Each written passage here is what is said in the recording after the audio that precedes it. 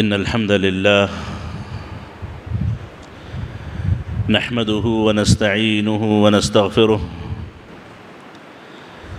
ونعوذ بالله من شرور أنفسنا ومن سيئات أعمالنا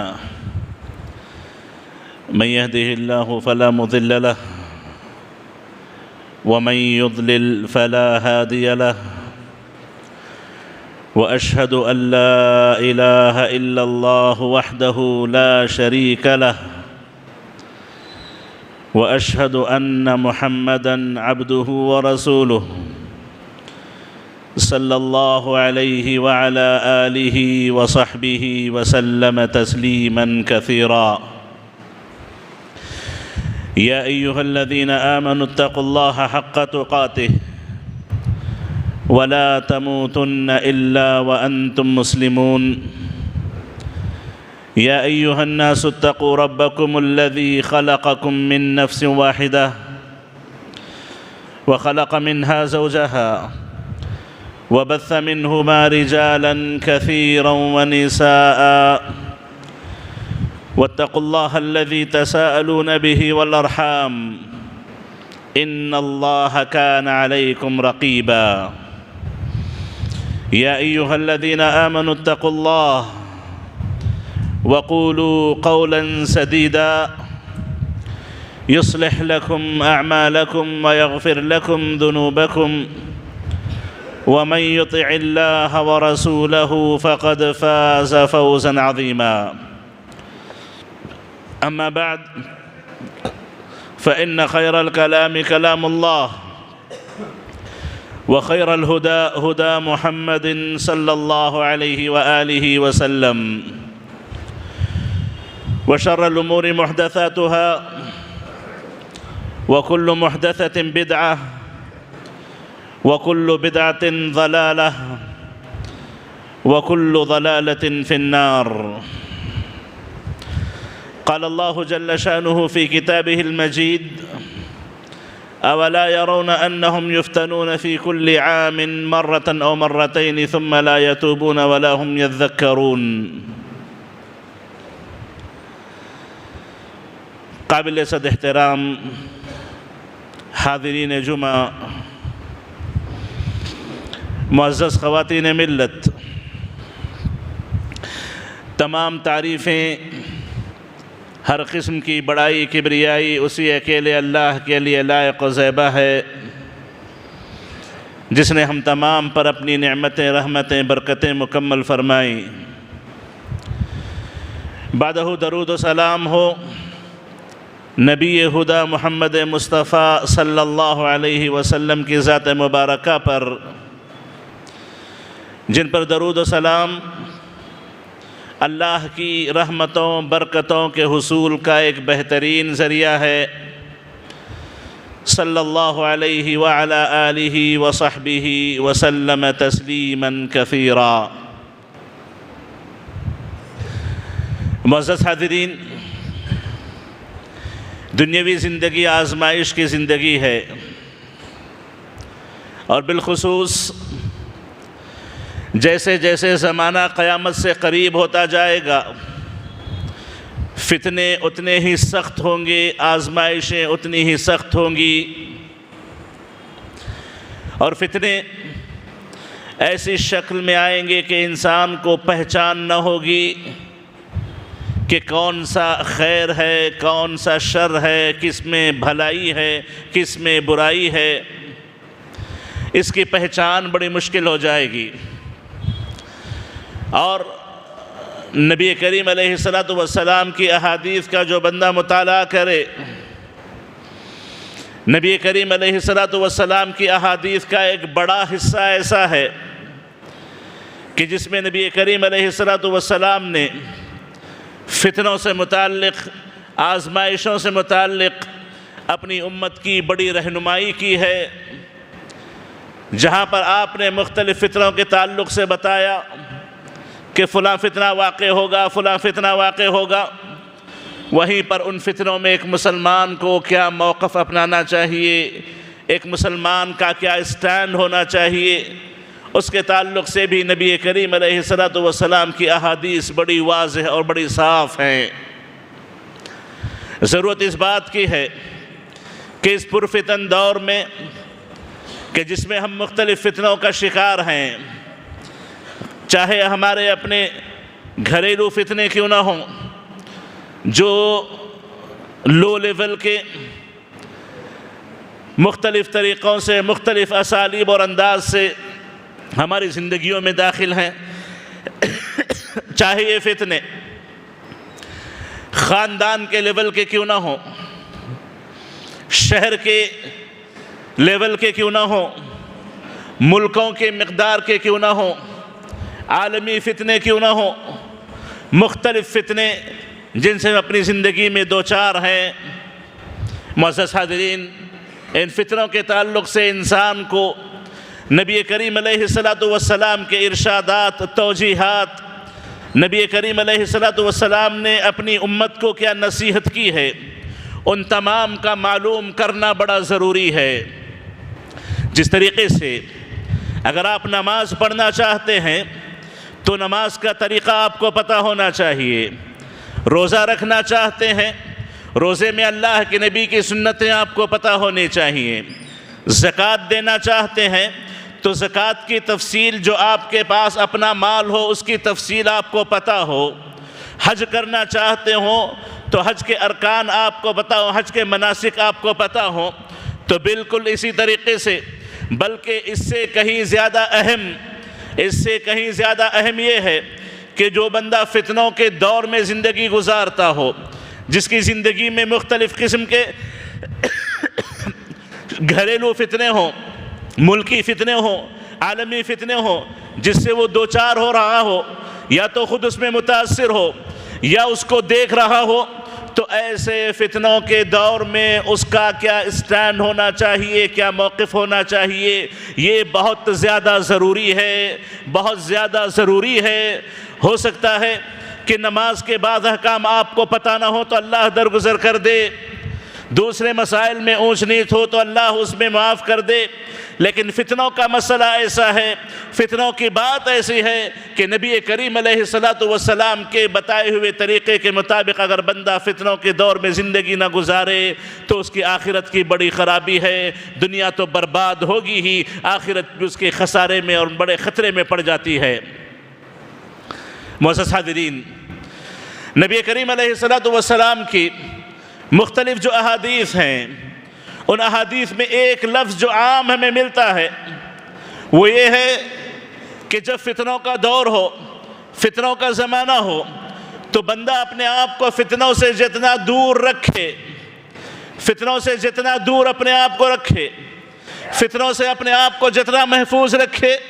اس کا دین اتنا محفوظ ہے، اس کا ایمان اتنا محفوظ ہے، آخرت اس کی اتنی محفوظ ہوگی۔ اور جو بندہ فتنوں کے دور میں جتنا زیادہ متحرک رہے گا، جو بندہ فتنوں کے دور میں جتنا زیادہ ایکٹیو رہے گا، اتنا ہی زیادہ وہ نقصان اٹھائے گا، اتنا ہی زیادہ وہ فتنے کا شکار رہے گا، اتنا ہی زیادہ اپنی دنیا و آخرت کو برباد وہ کرے گا۔ تو اللہ کے نبی علیہ الصلوۃ والسلام کے مختلف احادیث کا جو خلاصہ ہمیں عمومی طور پر ملتا ہے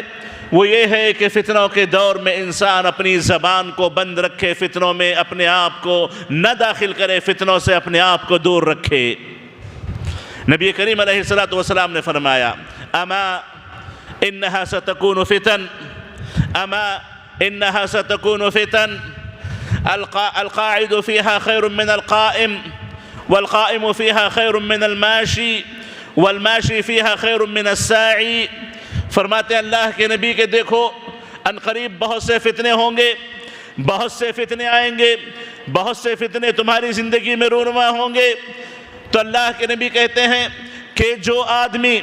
ان فتنوں کے دور میں بیٹھا ہوا ہے، یعنی فتنوں سے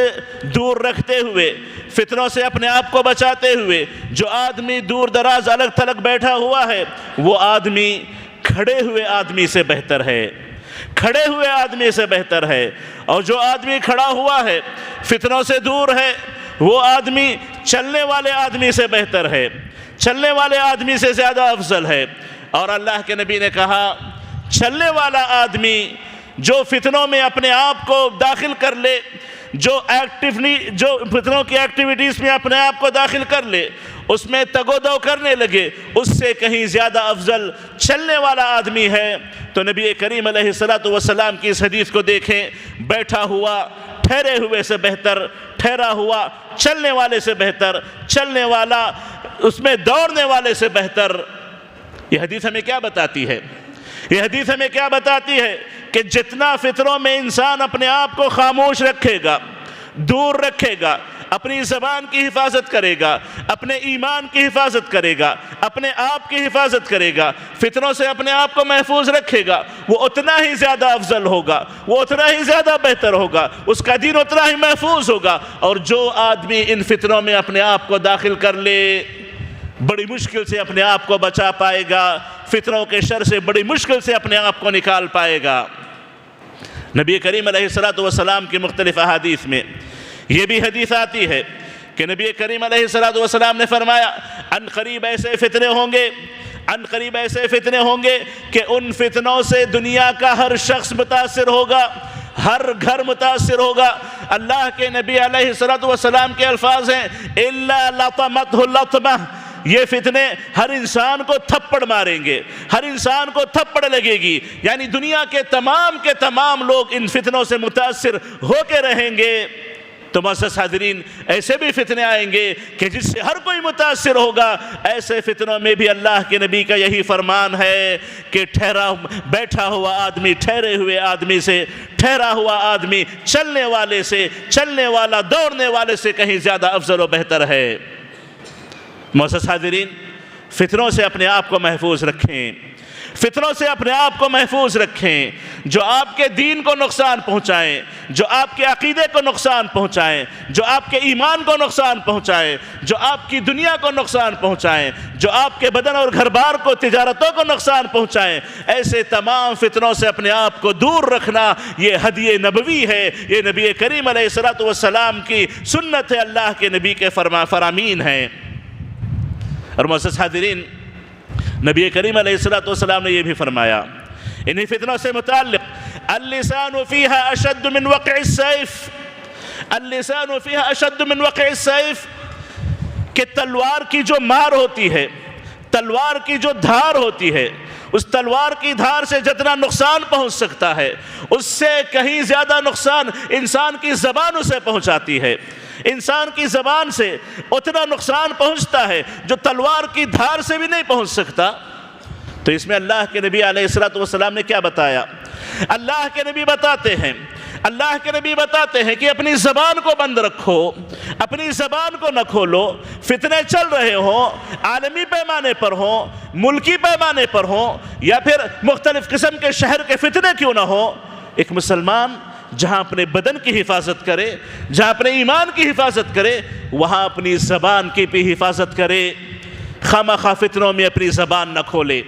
خامخواہ فتنوں میں اپنی زبان نہ کھولے، اپنی زبان کی حفاظت کرے، کیونکہ اللہ کے نبی کہتے ہیں زبان سے نکلنے والے بعض الفاظ تلوار کی دھار سے زیادہ کام کرتے ہیں، تلوار کی دھار سے زیادہ نقصان پہنچاتے ہیں۔ اور ایسے اوقات میں اپنے ایمان کی حفاظت کر لینا، اپنی زبان کی حفاظت کرتے ہوئے، یہ یاد رکھے اللہ کے نبی علیہ السلام کا فرمان ہے۔ معزز حاضرین، فتنوں کے تعلق سے بہت سی حدیثیں ہیں، میں بڑی تفصیل میں نہیں جا سکتا۔ نبی کریم علیہ السلام نے یہاں تک فرمایا کہ اگر کوئی آدمی آ کر کے تمہیں فتنوں میں کھینچنا چاہے، اگر کوئی آدمی آ کر کے تمہیں فتنوں میں زبان اپنی کھولنے کی تعلق سے کہنا چاہے کہ آپ بھی کچھ کہیں، آپ بھی کچھ بتائیں، آپ اپنا موقف رکھیں، آپ اپنا اسٹینڈ رکھیں، فتنوں کے تعلق سے اگر کوئی ایسی بات کرنے لگے یا لے کر کے فتنوں میں داخل کرنے لگے، ایکٹیو کرنے لگے، تو اللہ کے نبی نے کہا کہ نہیں، کبھی اس کے ساتھ مت جانا، کبھی اس کے ساتھ مت جانا۔ اگر آپ کے پاس ہتھیار بھی ہو تو ہتھیار تلوار کو لے کر کے پتھر پہ مار کے توڑ دو اور بیٹھ جاؤ۔ فتنوں سے اپنے آپ کی حفاظت کرو، فتنوں سے اپنے آپ کی حفاظت کرو۔ معزز حاضرین، یہ نبی کریم علیہ الصلوۃ والسلام جو رحمت للعالمین ہیں، جو رحمت للعالمین ہے، جو نبی کریم علیہ الصلوۃ والسلام کو اللہ نے تمام امتوں کے لیے رحمت بنا کر کے بھیجا، ان کی یہ رحمت ہے، ان کے یہ ارشادات ہیں کہ فتنوں کے دور میں انسان اپنے آپ کو محفوظ رکھے، اپنے آپ کی حفاظت کرے۔ یہ اس کے دین کی حفاظت ہے، یہ اس کے ایمان کی حفاظت ہے، یہ اس کی دنیا کی حفاظت ہے، یہ اس کی آخرت کی حفاظت ہے۔ تو معزز حاضرین، یہ عقیدہ رکھیں اپنے آپ میں، یہ اپنے آپ میں یقین رکھیں، اور اپنے آپ کو اس بات پر جمائے رکھیں کہ فتنوں میں اپنی زبان ہمیں نہیں کھولنی ہے، فتنوں میں اپنے آپ کو ہمیں داخل نہیں کرنا ہے۔ اور خاص طور پر نبی کریم علیہ الصلوۃ والسلام کا یہ فرمان، من حسن اسلام المرء ترکہ ما لا یعنیہ، ایک مسلمان کے ایمان کی بھلائی اس میں ہے کہ لا یعنی چیزوں میں اپنی زبان نہ کھولے، اپنا دخل اندازی نہ کرے، جس کا اس کی زندگی سے تعلق نہیں ہے، جس کا اس کے عمل سے تعلق نہیں ہے، جس کا اس کی آخرت سے تعلق نہیں ہے۔ ایسے تمام باتوں سے اپنے آپ کی حفاظت کرنا، اپنے آپ کو روک لینا، یہ اس کے سچے اسلام کی نشانی ہے، یہ اس کے بہتر اسلام کی نشانی ہے۔ تو معزز حاضرین، ایسے فتنے جو ملکی پیمانے پر ہوں،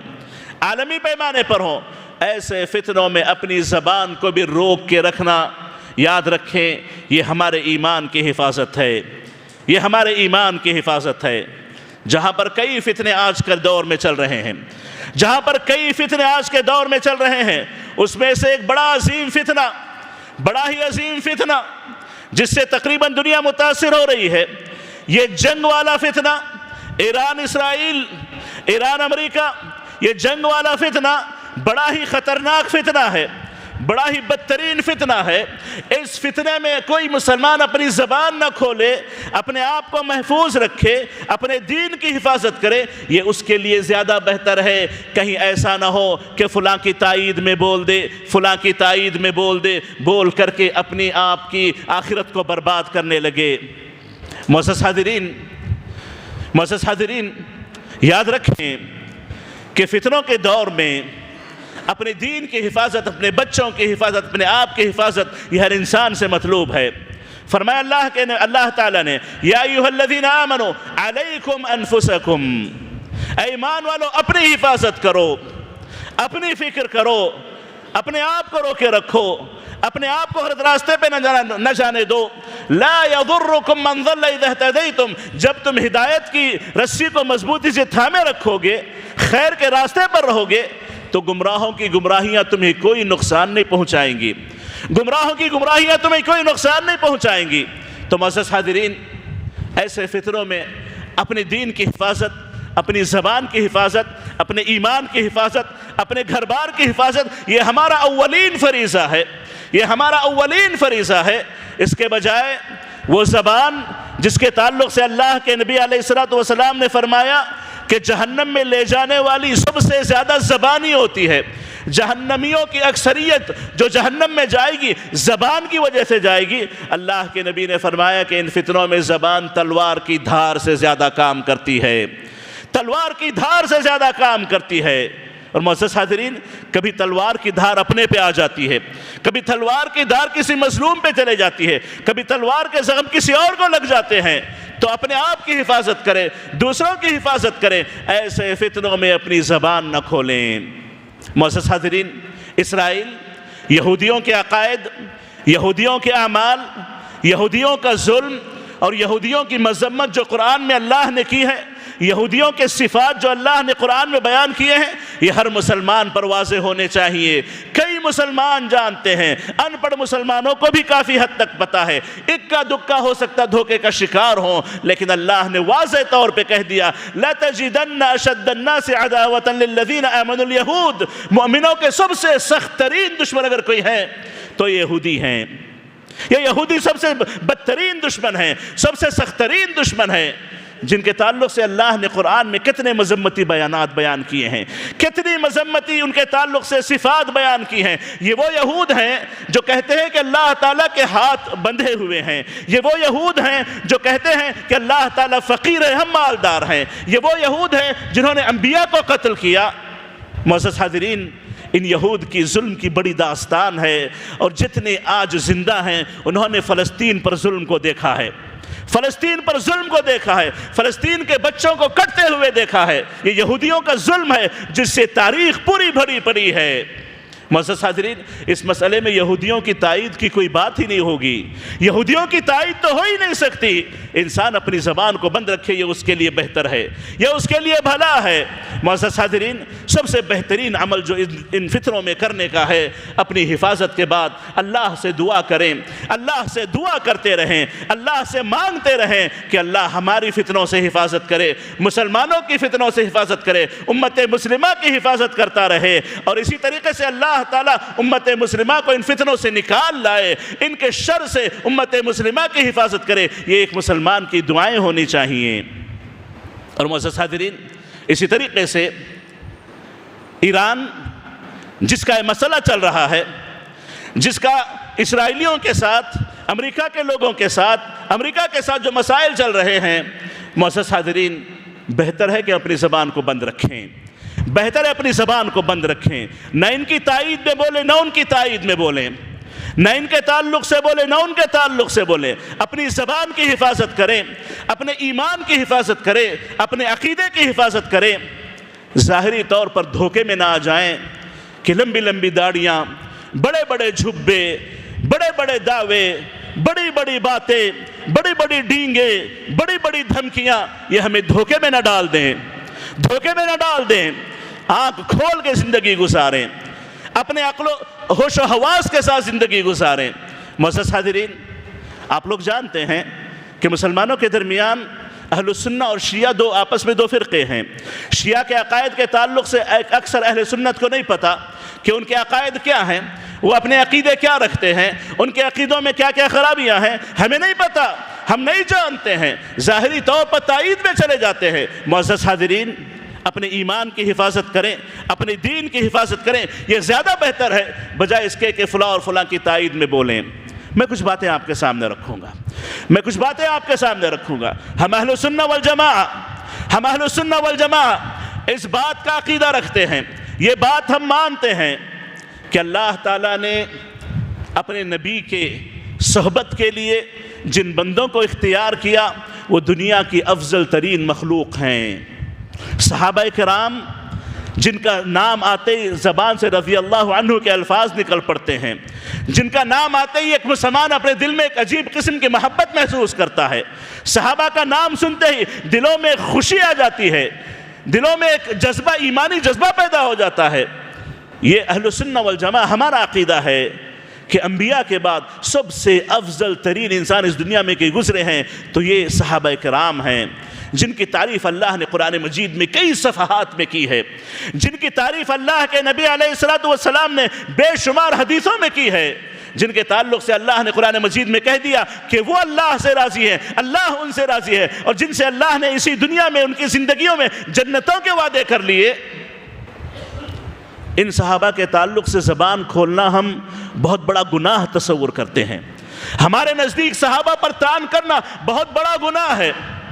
بدنصیبی ہے، محرومی ہے، بلکہ ان پر طعن کرنا، ان پر زبان کھولنا ایک مسلمان کو اسلام کے دائرے سے خارج کر دیتا ہے۔ تو جو فرقہ یہ کہے کہ اللہ کے نبی کے بعد تمام صحابہ مرتد ہو گئے، 1,00,000 سے زیادہ صحابہ، 1,00,000 سے زیادہ صحابہ مرتد ہو گئے، کیا معنی ہے اس کا؟ اللہ کے نبی اپنی تربیت میں ناکام رہے، اللہ کے نبی اپنی تربیت میں ناکام رہے، آپ کا ادھر انتقال ہوا، سب کے سب مرتد ہو گئے، یہ کیا بات ہوئی؟ ہم تو اللہ کے نبی کو وہ مانتے ہیں کہ اللہ کے نبی علیہ السلام کو اللہ نے وہ مقام دیا ہے کہ اپنے کلمے میں اپنا نام اس کے ساتھ جوڑا، لا الہ الا اللہ محمد رسول اللہ۔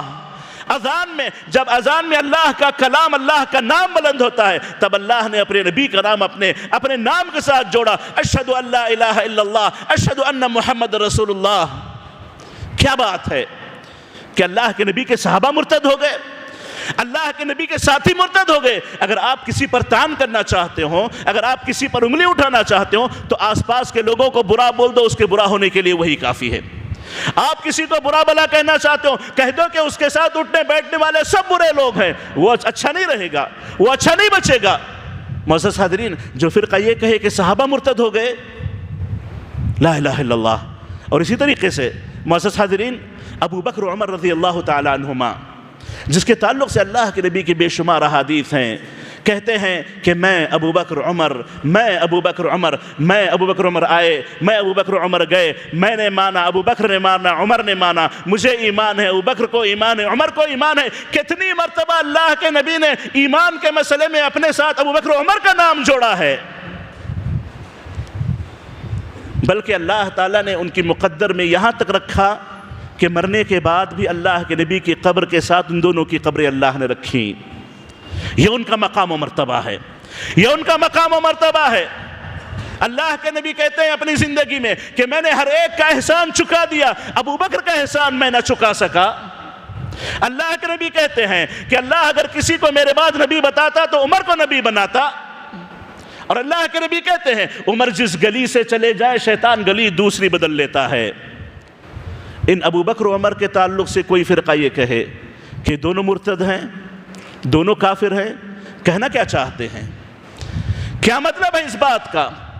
کیا مقصد ہے اس بات کا؟ ابو بکر کو عمر کو گرا کر کے اللہ کے نبی کی ذات کو گرانا چاہتے ہیں؟ نعوذ باللہ، ابو بکر و عمر انبیاء کے بعد سب سے افضل ترین انسان ہیں۔ یہ ہمارا عقیدہ ہے، یہ اہل سنت والجماعہ کا عقیدہ ہے۔ اور معزز حاضرین، اللہ کے نبی علیہ السلام سے پوچھا گیا سب سے آپ کے چہیتے کون ہیں، آپ کے سب سے محبوب کون ہیں؟ کہنے لگے میری بیوی عائشہ، بہت چاہتا ہوں میں اس کو، بہت چاہتا ہوں میں اس کو،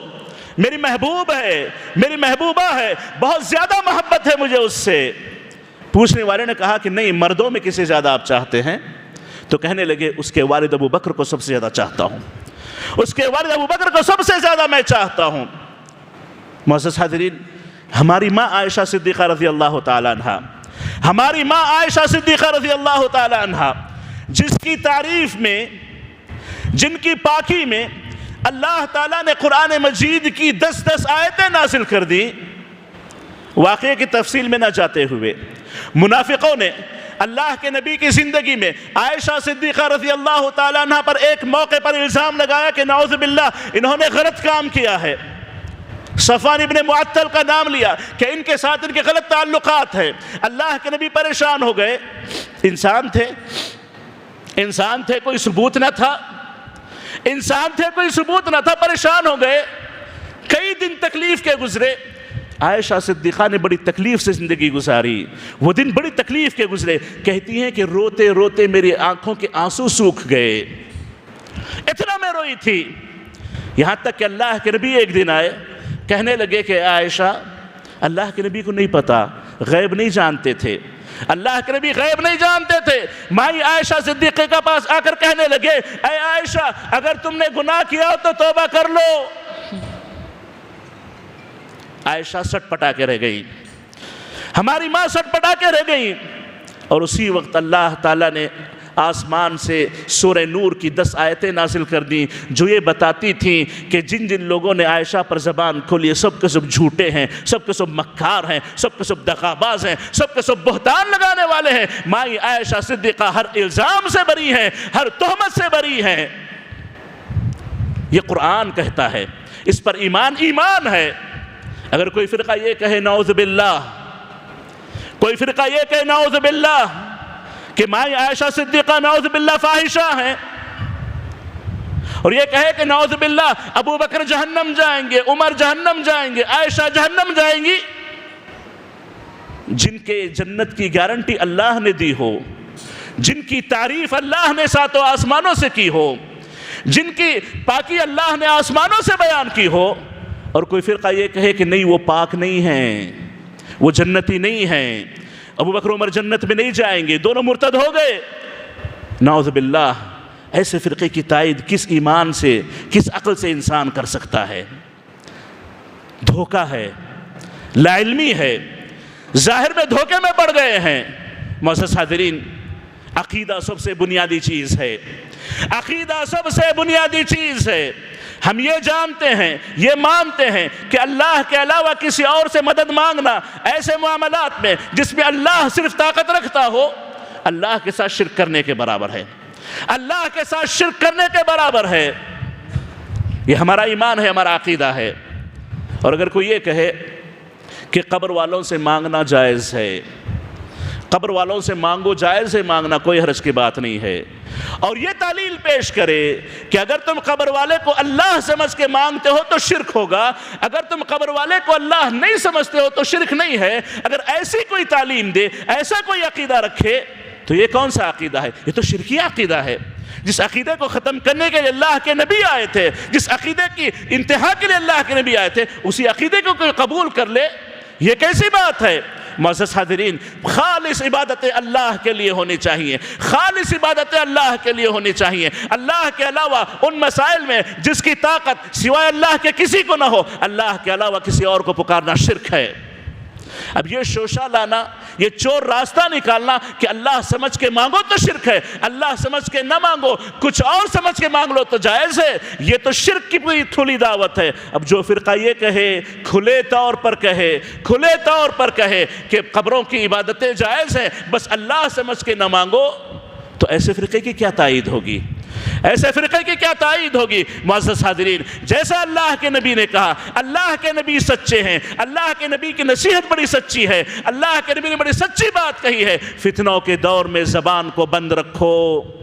فتنوں کے دور میں زبان کو بند رکھو، فتنوں سے اپنے آپ کو دور رکھو۔ معزز حاضرین، ایسے عظیم عالمی فتنوں میں اپنی زبان کو بند رکھنا، یہ ہمارے اسلام کی سلامتی ہے، یہ ہمارے ایمان کی سلامتی ہے، یہ ہمارے عقیدوں کی سلامتی ہے۔ اور انجانے میں جا کر کے کسی کی تائید کر دینا، کہیں آپ کو ان کے ساتھ شامل نہ کر دیا جائے، کہیں آپ کو انہی کے زمرے میں شمار نہ کر لیا جائے، کہیں قیامت کے دن آپ کو انہی کے ساتھ نہ اٹھا لیا جائے۔ ڈرے اس بات سے، اللہ کا خوف پیدا کریں اور فتنوں کے مسائل میں اپنی زبان کو بند رکھیں، ایمان محفوظ رہے گا۔ اللہ تعالیٰ سے دعا ہے کہ اللہ تعالیٰ ان فتنوں کے دور میں ہماری حفاظت فرمائے، ہمارے ماں باپ کی، ہمارے اولاد کی، ہمارے نسلوں کی حفاظت فرمائے، آمین۔ اقول قولی ھذا واستغفر اللہ لی ولکم ولسائر المسلمین من کل ذنب فاستغفروہ انہ هو الغفور الرحیم۔